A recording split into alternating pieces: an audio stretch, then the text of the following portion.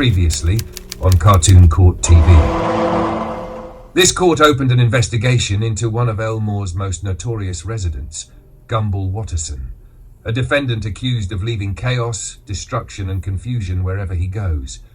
The court announced that this would be a 4-part trial, examining 4 separate charges against the defendant. The viewers were then called upon to serve as the prosecution, the defense and the jury, and you delivered. Some argued that Gumball is a menace to society.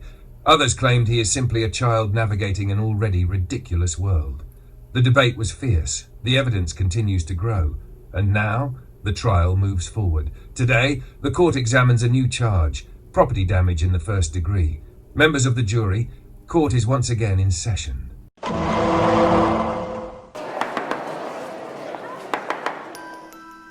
Ladies and gentlemen of the court is once again in session.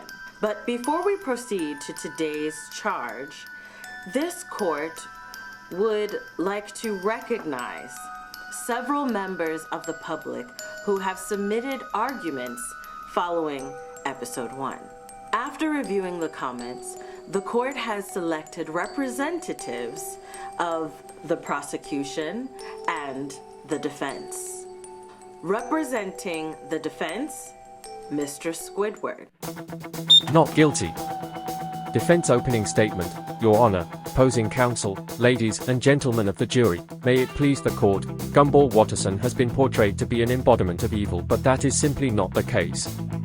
My client is simply a cartoon character doing their cartoon duties. Interesting argument. However, the court would like to note that even if you live in chaos, that does not automatically grant a license to produce more chaos. Do you understand what I'm saying?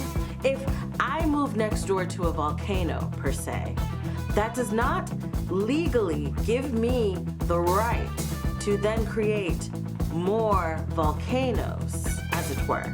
Proceed. My client has a good heart, is loved by many. Sure, as a child you get into messes, but my client always fixes the troubles he may or may not cause. The very world he lives in is unusual, so his behavior is a byproduct of this environment. Also, my client did not act alone as many people like to claim. Darwin Watterson is just as if not more of a menace than Gumball, yet my client is being used as the easy route, a scapegoat if you will. Throughout this trial, evidence will be presented, and what I want you to remember is to keep an open mind as the trial commences. Thank you. And representing the prosecution, Mr. Superdude. Guilty. Your Honor, what we have here is an open and shut case. Zach Gumball Christopher Watterson here has committed far more crimes than I'm able to count right here and now, and he is exactly as you have said, a menace, and in my own words, an agent of chaos and by far one of the worst plagues to have ever hit Elmore, besides that equally horrible father of his, Richard Watterson, who if I were able to, would drag his blubber but into this court as well to have him put away for his own crimes as. Well, but I digress. So, without further ado, I'd like to let the evidence I've gathered do the talking to help illustrate my point and help prove that Gumball Watterson is guilty of all charges. Exhibit A, Season 2, Episode 40, titled, The Finale. Starting with the opening few minutes, Gumball and Darwin confess to illegally consuming their father's supplements and upon, as the kids say, getting swole, and also growing facial hair, they then quickly went on to illegally drive a car both below the legal driving age and without a driver's license. They caused 2 car crashes while driving that car and then crashed it into a building that I can only assume is the dealership that was originally trying to sell the car. Your Honor, members of the jury, thank you very much for your time.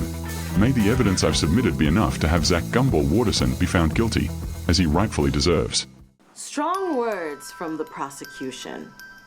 Though I must admit, the phrase bankrupt several insurance companies is difficult to dispute. However, the court would like to acknowledge additional statements submitted by the public, if I may. President of the Homeowner Association writes, "The North remembers Gumball trying to ruin Alan's life just to make him angry. A statement that is admittedly concerning. Vegetas 12 states, "That boy is a danger to all those around him. What good is a kind soul when you're the devil on someone's shoulder 24/7? You know, this court respects the imagery. Meanwhile, 90 simply writes, "Not guilty. Those sad eyes got me."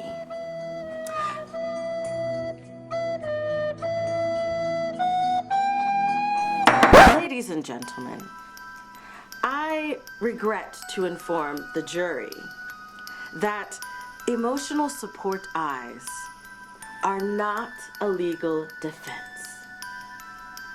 Okay, thank you. Jimenez C. states, "I'm biased. He's my favorite character." The court would like to thank you for your honesty. Frankly, that might be the most truthful statement that was submitted. Lint Liquor argues, "The whole family is like that. He's a product of his environment," which is the very same argument the defense has also presented. The court will consider it. We also have a submission from Sarah Venable 4710, which states, "No one should get away with property damage on that scale." That is an excellent transition, because today, that is exactly what we are discussing. Property damage of the first degree. Now, Mr. Watterson, please try not to destroy this court while we review the evidence. Okay, thank you. The court will now proceed to Exhibit A.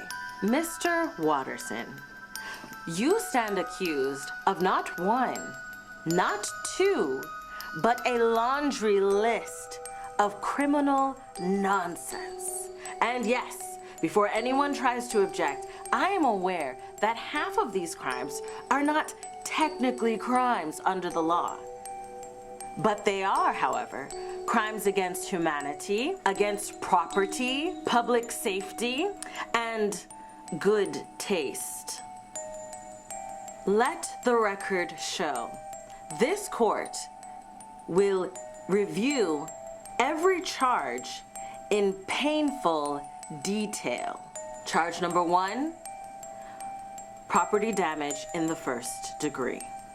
On no fewer than 17 occasions did you, Mr. Gumball Watterson, willfully and recklessly destroy both public and private property. Now, Exhibit A, the Elmore Junior High main building. On the night of the prestigious Children's Future Ball charity gala, where parents and students were meant to celebrate hope and promise,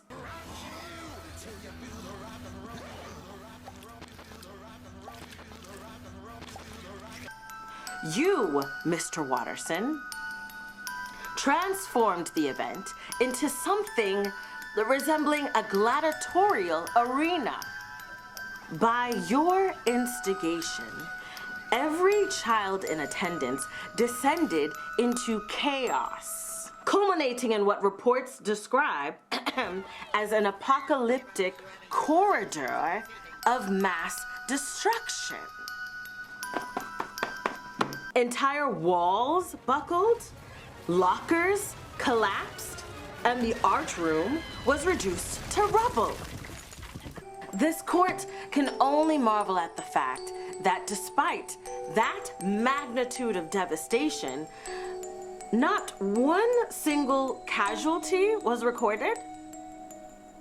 How? I do not know. Let's proceed to Exhibit B. The Watterson family house. Now, while tasked with the simple responsibility of supervising your younger sibling, Anais, you instead orchestrated what can only be described as a domestic war zone. Who is responsible for this? One television set was bashed in and promptly burst into flames. The family couch was overturned in what appeared to be a fit of either rage or creative redesign.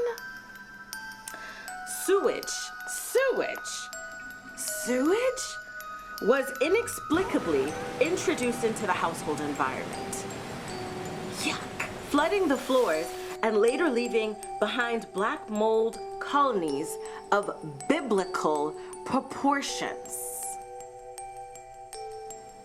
And as if these were not enough, investigators found child-shaped face imprints embedded on the sidewalk outside the home.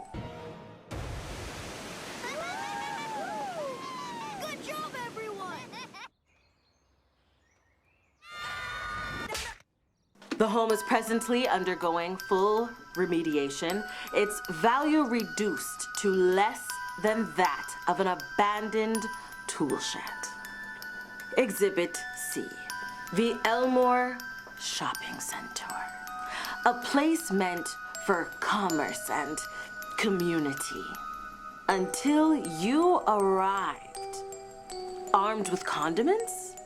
This says it began innocently with ketchup, but what did that poor condiment ever do to deserve your wrath, Mr. Watterson? In your rampage, you set into motion a chain reaction of calamities. We have one car crashed headlong into a storefront, erupting into flames. A passerby suffered a trip and fall that left behind a crater roughly the size of a teenage Tyrannosaurus Rex in the sidewalk.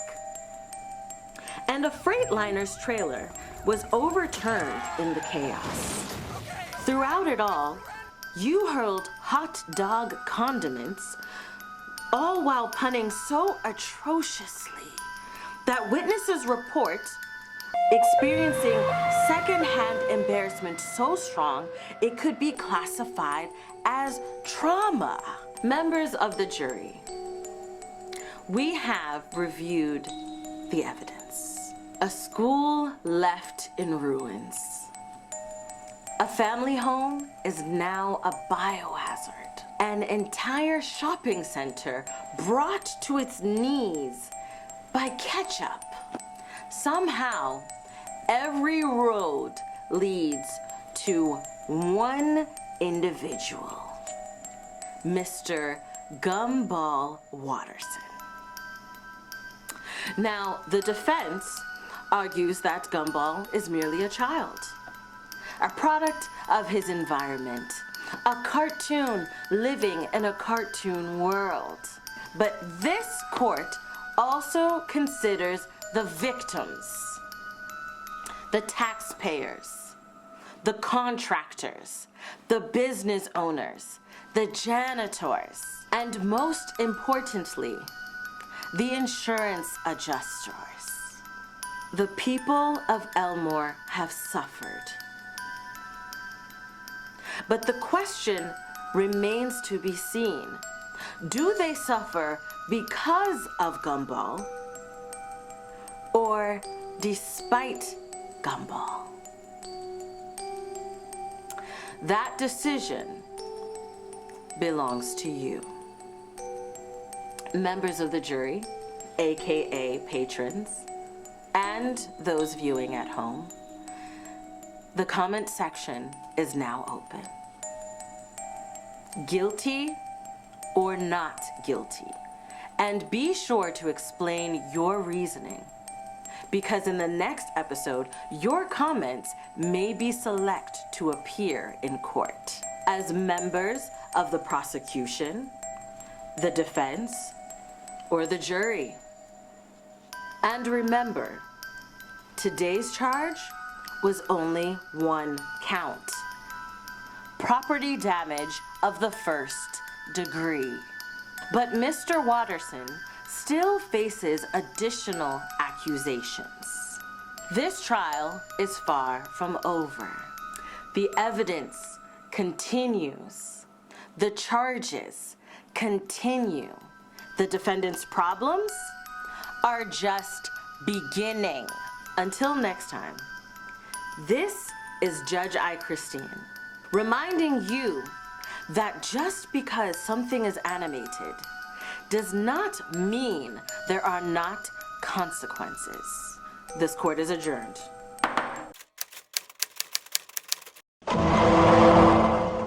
Charge 2, disturbing the peace. How do you plead?